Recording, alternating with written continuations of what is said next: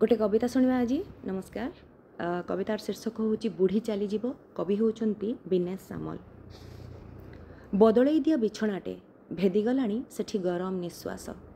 दी चामच चीनी पानी गलुनी गला दे फोन कर आसबे बसा छड़ा चढ़ई माने एई तो एबे एबे उड़ा शिखिथिले एते दूर गले जे केमिति।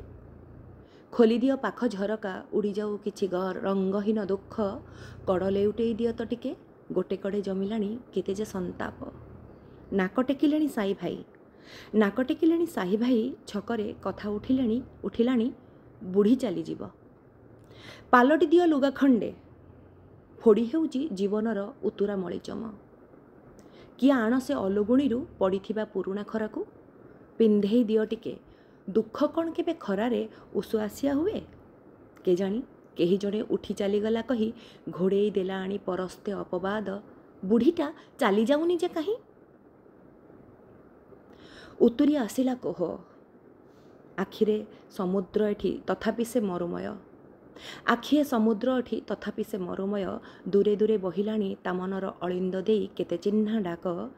पाछोटी आण किए चढ़ई मानंकु मिछ नुहे केते से बाइया गीत। एते सहज कि बुढ़ी चली जिबाटा एते सहज कि बुढ़ी चली जिबाटा। एई तो एबे एबे जरा नई उछुळीची मशाणिया पवनटा हाउले बढ़ुची।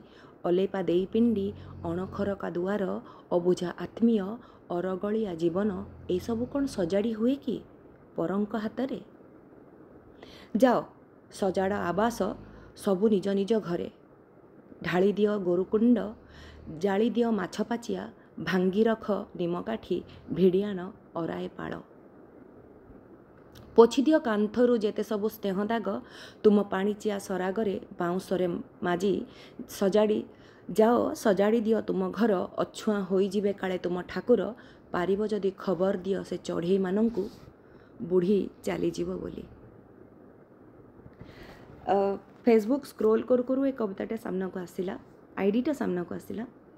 कविताटा पढ़िला पर लगिला जमती कि सख्त चटकणा दीटा मो गाले लगेला।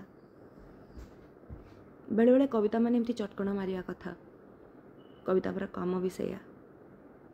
बेले बेले चापुड़ा मारी तुमको सजाग करिवो। बढ़िया कविता। धन्यवाद। नमस्कार।